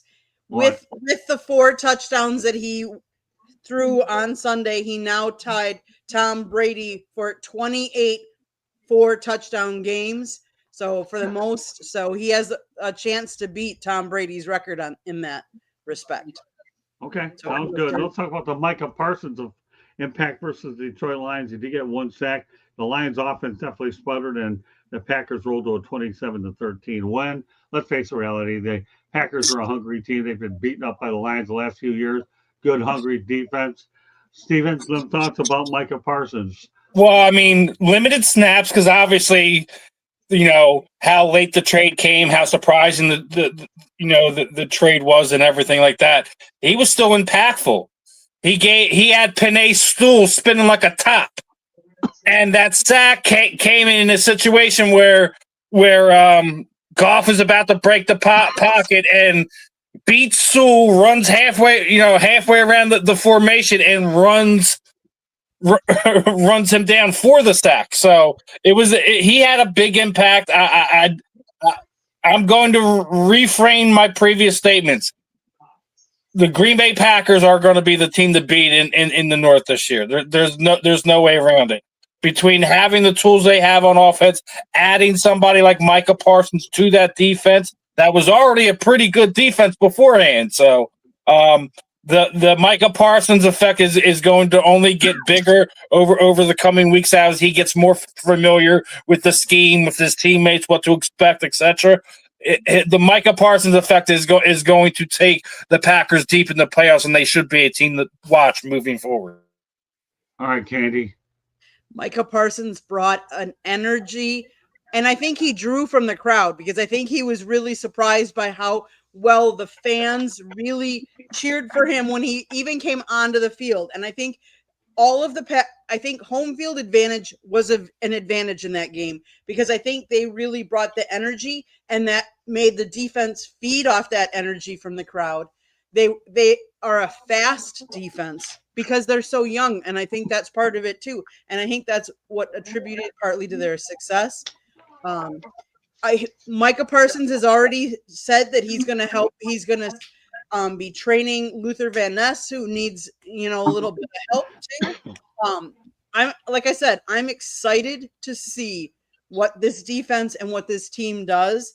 But Micah brought an excitement, a quickness, and a speed factor to everybody. I mean, and he helped because sometimes they were double teaming him so that other teammates were getting free as well. So I'm excited.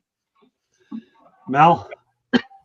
Yeah, this will go down as the dumbest trade in history. I mean, Micah Parsons, what you see is what he's foreshadowing what's coming. He's not in shape yet. He's just going to continue to get in better shape. He has better players around him. So he's going to be able to get after the quarterback. I suspect here real shortly that he'll break the NFL sack record because the guy is so talented in getting after the ball. And right now he's got a chip on his shoulder too. He wants to show the Cowboys what they gave up. It doesn't make any sense when you go out there and you scout talent and you develop that talent, and the talent becomes everything that you thought that he could become, and then you don't want to pay him. It doesn't make why do you do that? That doesn't make any sense. So you just wasted all those resources in this individual, all this energy and effort that you put in this individual, and you're gonna let somebody else reap the benefits of it because you traded him away in his prime. So this is gonna go down as the worst trade in NFL history.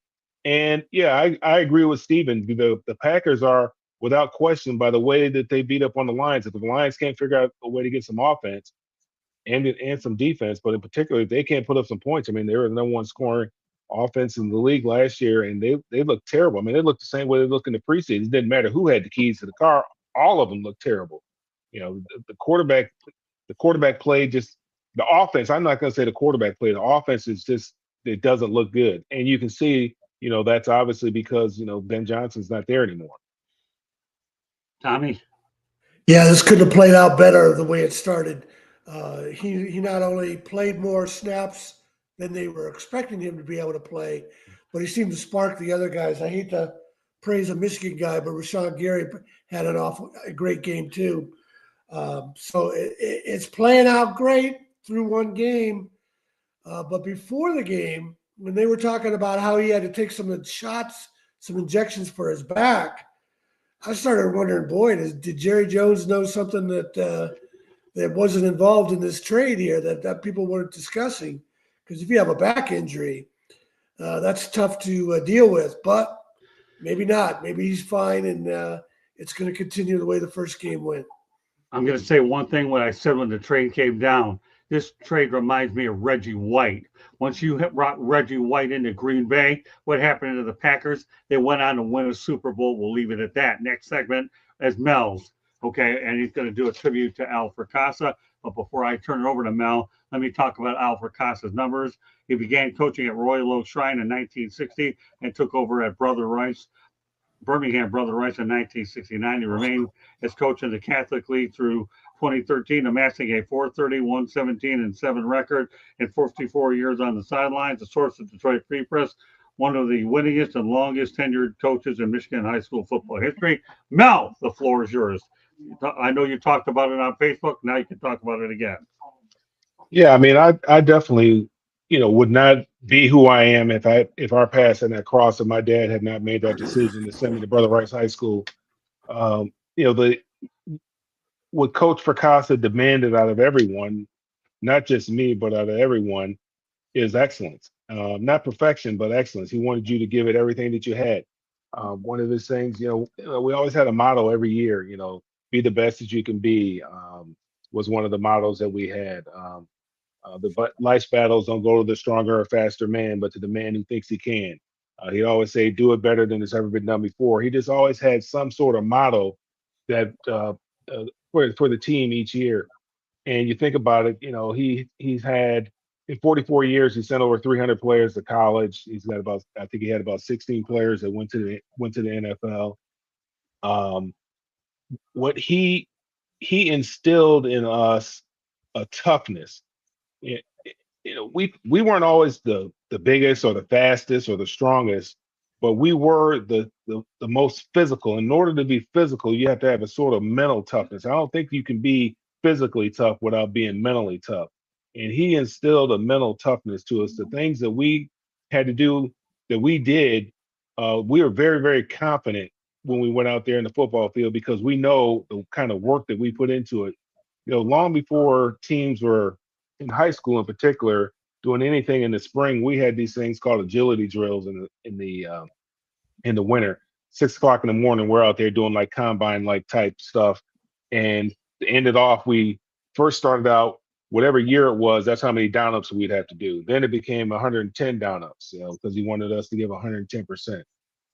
After practice, we ran, these things called, we just what he demanded of you, and each and every player is he just wanted your best, whatever that was, whatever that was, and it's different for each player, obviously, but it had a tremendous impact on me and my brother. Obviously, like I said, I would not, coming from a public school, I started out as a public school kid and went to a private school, all boys Catholic school. My dad sent me there to be coached by this man and really be mentored by this man, and he took boys and taught them life skills about the skills that would carry on with me for the rest of my life. When I got to UCLA, practice was easy for me because what I did in high school, that the stuff we did in high school was ridiculous, but there was a purpose for it, and it was all to make us mentally tough so that when we got out there in the game and the game got difficult, we weren't going to quit. There was no dying us. So, what I said about Coach is, he had a long life. He lived 92 years. Right. He had a full life because he did what he loved to do.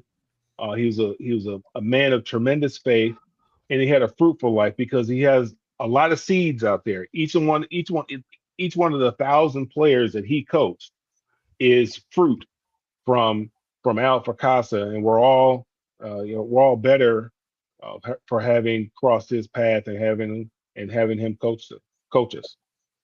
Well, Alfred Casa passes away on Sunday at the age of 92. Tommy, I know you've been around college athletics and high school. I'm sure you can appreciate what a guy like Alfred Casa is like. You were in Michigan. Do you have any recollections of Alfred Casa at all? Yeah, well, I don't really never knew him, always known of him, but I would like to add something whenever a guy like him passes on and hear what Mel had to just say. I just feel so jealous and envious that I never had anything like that as an experience with my high school coach. I look back on my high school coaches and I feel like I was robbed because that was the one thing I mentioned this before. When I became a sports writer after college and covered a lot of high school sports and met great high school coaches, I realized what I missed out on in life, that I didn't have a great mentor. And so I really feel like I was robbed when I hear these stories. And then also, in a way, it makes me angry when I hear them but also jealous. And then the other thing I want to add about Al Fracassa is I was listening. One way I keep up with Michigan State sports is I listen to Jack Ebling's podcast shows because you can get them on the internet. And he had Dave Urema. You guys would have crossed paths a little bit, right, Mel? Yeah, Dave Urema. He was a senior when I was a sophomore. He was All-American as a junior. Him and Paul Jokic. Yeah, and he talked about how Fracassa would say, "You didn't have a big playbook." He said, "We might only run 5 plays, but we're going to run them all excellently and beat people with them." And then the other thing Jack Ebling said about him that was very interesting was that he was a backup quarterback at Michigan State behind Earl Morrow when they went to the Rose Bowl and won. And Earl Morrow had always said that one of the most important teammates he had was Al Fracassa, and he didn't even play. He was a backup. So that says a lot about a guy, too. Yeah, you mentioned Jack Ebling and Earl Morrall. I met Earl Morrall at the Orange Bowl many years ago when he was an assistant with the Miami Hurricanes. They played Michigan State, and Jack Ebling, I've actually met him in North Carolina over at NSMA. You and I were there when he was there, so it's pretty interesting to bring those two names. A few other newsworthy notes I want to get to. Las Vegas Raiders head coach Pete Carroll has become the first NFL coach to win their debut with 4 consecutive different teams. I think we lost Steven. Obviously, I had a feeling we probably would. But then again, maybe we wouldn't. Now you see him, now you don't. Or maybe we do. I don't know, but here he comes. But anyways, here's Steven. What are your thoughts about what Pete Carroll pulled off? He wins debut now with 4 teams. Listen, old man Carroll's still getting it done. I said I thought the Raiders could potentially make some noise and sneak into the playoffs. Obviously, the fact that the Chargers already upset Kansas City week 1 is kind of showing you maybe Kansas City's the team that doesn't make the playoffs this year. Maybe they're having their own type of Super Bowl hangover. Who knows? I'm not going to count the Chiefs out yet until we get into the meat and potatoes of the season, but looking to see what Carroll and the Raiders are going to be doing. Maybe you get a change of guard going out there in the AFC West. Yeah, well, Pete Carroll's going to do a heck of a job there.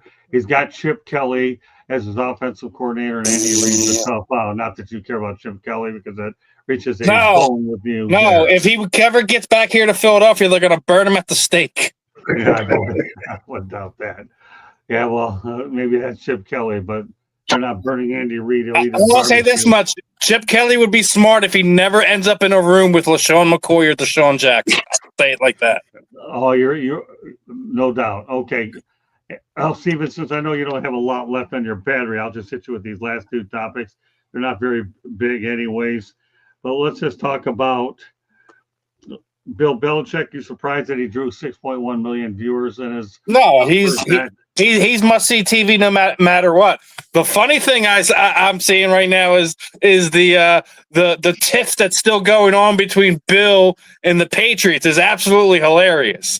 He is not so for people who don't know who's tuning into this, he is now not allowing them to come in and scout anyone from his team since Bill was not allowed to go to the facility. So we're playing tit for tat, and he's still acting like he's 16 years old. So good to see nothing's changed with Bill. All right, and last thing I will get you out of here on, Steven, before you let everybody know how they can reach you. The Pac-12 Conference does have a new TV agreement, CW Network. It'll begin next season. And one of the schools that's going into the Pac-12 is Colorado State, which you do have the Denver market. That's why I mentioned Colorado State, where you have the Denver market. And by the way, USF Florida game will be on the CW Network. Any thoughts about the Pac-12 at least finally getting a TV deal? I love it. Regardless of where it's going to be, the more sports we can get on free television, the better it is for fans. You see this stuff all the time where we're fans that are in different markets. They have all these problems trying to watch games. You go to turn on the game. You're in a blacked out area. You can't watch this game. It's the biggest nonsense thing ever. So the more avenues we have to watch it on free TV, the better it is, and a better experience it is for the fans. Because as we were already talking about, they're pricing the everyday John and Janes out of being able to actually physically go to the games. All right, Steven, let everybody know how they get a hold of you. Same as always, man. You just type in my name is Steven Rochelle. It's easy to find me on Facebook, Instagram. It's Steve Sports Talk 1 for both X, YouTube, and TikTok if that's your thing as well. Other than that, make sure you guys are tuning in to tomorrow morning because we're gonna be talking some football, some baseball, some basketball, and everything in between with myself and Ben Troop. Sounds good. All right. Send our regards to Ben. Tell him we miss him. Look forward to seeing him on next week. And tell him I held over a couple things from this show that we'll talk to him about next week because I know his opinions are worth holding over a topic or two. All right. Oh, I'm sure he's already given his opinions on what's going on down there in Florida. So I'm sure he has no problem with telling you how he feels, my friend. Yeah, that's okay. I need to get him on this show here. We'll get him on, brother. We'll get him on. I know, but I love Ben. And we missed the hat. So all right, we'll see you soon, Steven. His hats are at least better than Cam Newton's. That's all I gotta say. Oh, and I agree. I think we all agree with that. Okay. I can think of a lot of things I can say about Cam Newton. I'll wait for another night to do it. So all right, Steven, thanks for getting on here, and I'm glad you're always, brother, always. Through the duration. We'll catch up. We'll see you guys soon. And everyone, make sure you guys are locked in. We're getting closer to 700K views, which means we're getting closer to that 1,000,000 views. And the first giveaway that we're doing, we got a bunch of stuff to hand out to our loyal commenters on the chat. Other than that, I'll see you guys tomorrow morning. Yeah, our royal commenters, that makes sense, right, Steven? Absolutely. Don't just sit there and say hi and then don't say nothing the rest of the show or cry about your comments not getting on the show. I'll catch you guys later. All right, have a good night. All right, so let's go back to the rest of the group here, and we'll talk about a few topics here. All right, Mel, Pete Carroll, 4 times winning his debut, some thoughts. Well, Pete knows how to coach. And I think he had a little tread. I think he had tread left on his tire in Seattle, but I think they probably wanted a different voice. He still has the energy and the enthusiasm to go out there and coach, and he knows what it takes to win, or excuse me, to build a winning program because he's done it. And it's something the Raiders needed. They needed an adult in the room. They have one now, and we'll see how long this lasts. It's probably be Pete's last job, but we'll see what he's able to do with it. He's made that division very interesting by coming in there with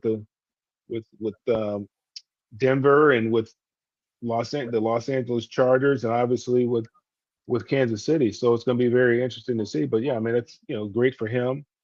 He's doing it his way. He brought in his quarterback, and he's getting it done his way. That's the way he's done it before, and he knows how to win, and he's just continuing to do that.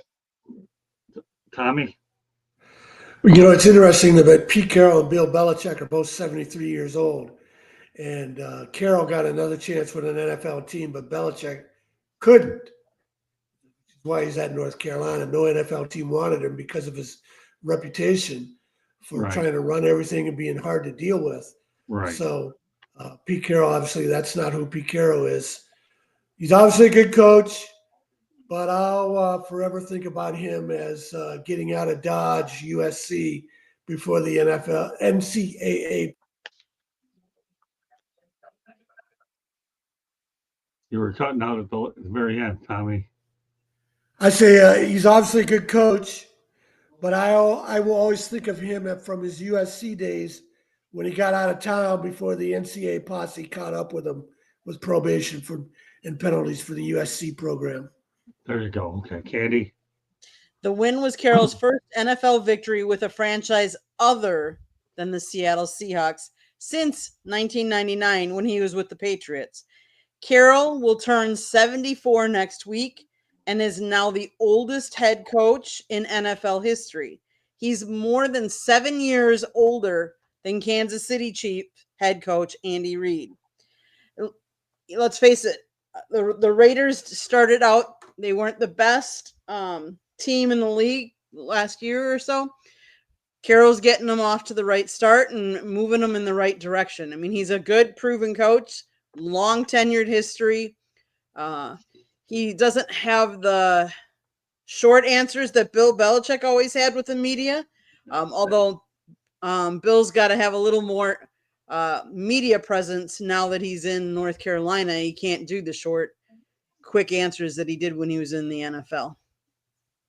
Okay. All right, Mel, let's go back to the Pac-12, your old conference. You heard what I said to Steven, new TV deal, some thoughts.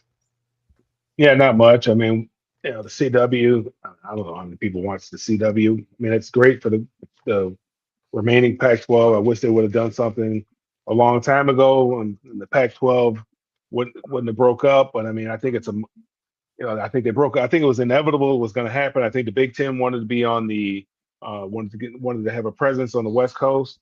I just wish that the Big Ten would have became a part of the Pac-12 as opposed our teams becoming a part of the Big Ten. But it's good for the remaining teams that are going to be left in the Pac-12 now, whatever the conference is going to be. Obviously, it's good for players too. They get an opportunity to play on television. That's what all kids want to do. These are some schools that probably never had that type of visibility before, so it's going to be good for them. But I'm not a Pac-12 guy anymore. I'm a Big Ten guy. My team resides in the Big Ten. I don't care about the Pac-12. That's fair enough. Okay, Tommy. Yeah, it looks good on the surface, but I don't know if it's going to move the needle.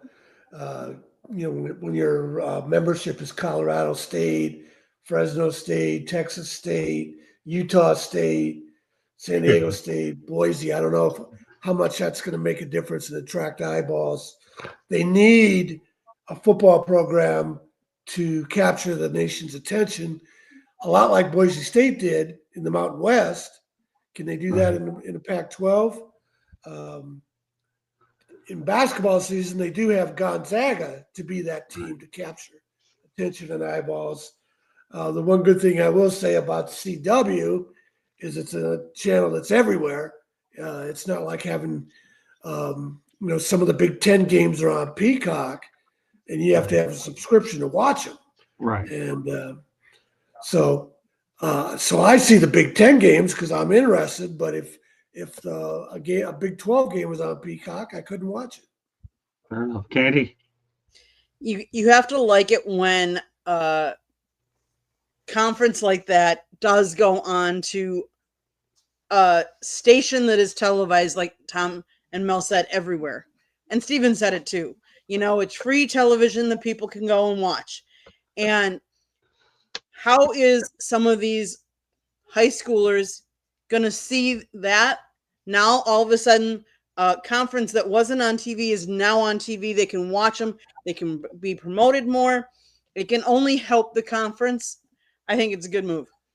All I'll say about this is that, number one, I'm just glad the Pac-12 is still alive. Obviously not like it used to be, but you don't lose a conference that doesn't fold, and that's it. So if they could get on some sort of a television contract, fine.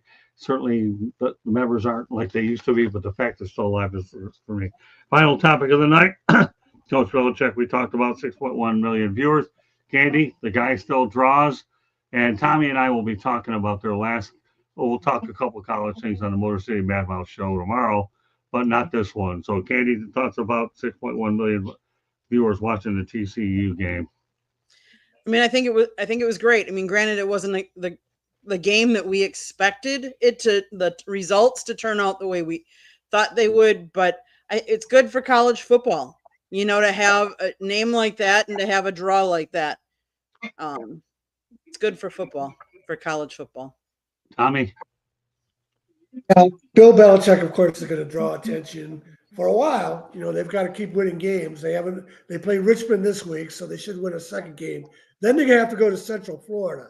I don't know how good Central Florida is, but we don't know what the talent level is on that team yet. We don't know how good the quarterback play is going to be. But I will say this, Steve mentioned this earlier about the spat with the Patriots. Belichick is still being a little petulant with his Patriots relationship, but he is a completely different person with his media interviews. He gives expansive answers. He explains the process to coaching the team. He explains the process they went through with Mike Lombardi of bringing in 70 transfers.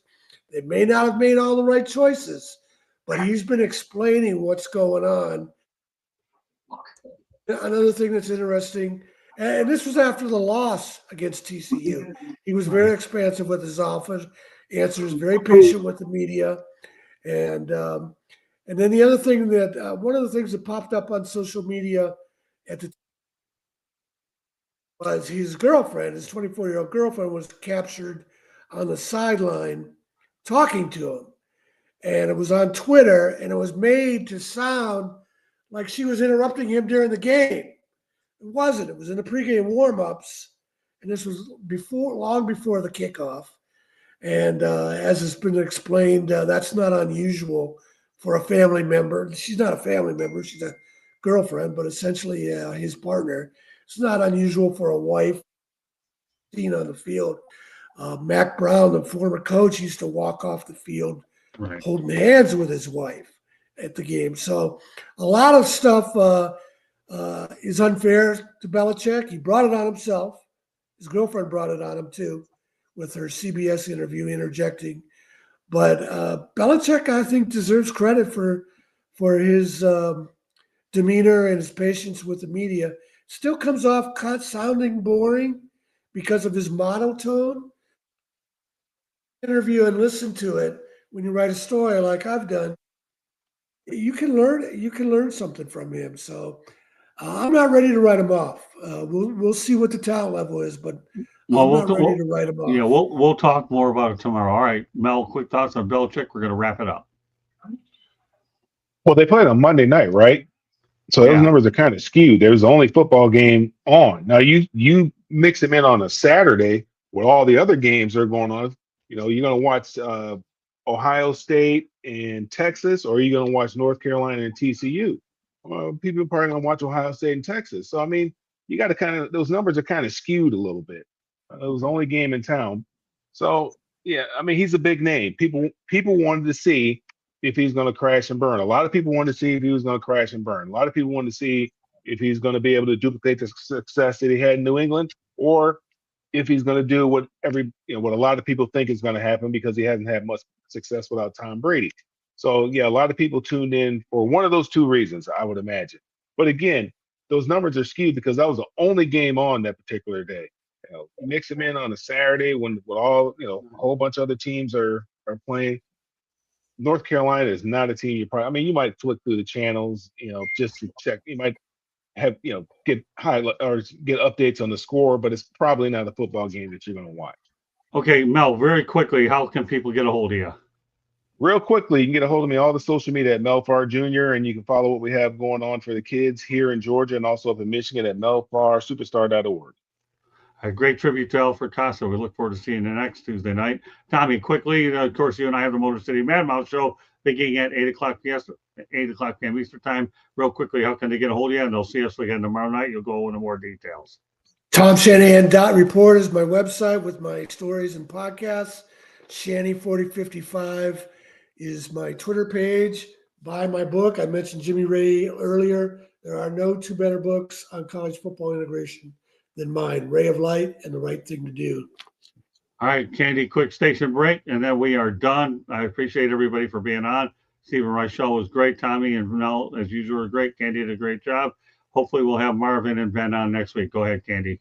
South Florida Tribune Publishing Company published a book, Lessons from the Microphone, Tuning into the Enduring Wisdom of Visionary Leaders. It is written by our host, Scott, the Motor City Madmouth Morganroth. It's available on Amazon, Barnes & Noble, Kindle, Google, and Apple Books. There's also a link on our website, www.southfloridatribune.com, where you can get a plethora of content. If you like to listen to podcasts, you can find us wherever you get your podcast. If you want to advertise, call Scott 954-304-4941. And if you want to be a guest or you have topic ideas, you can always email us at southfloridatribune.com. I want to thank Scott for hosting, and I want to thank all the comments in the chat room.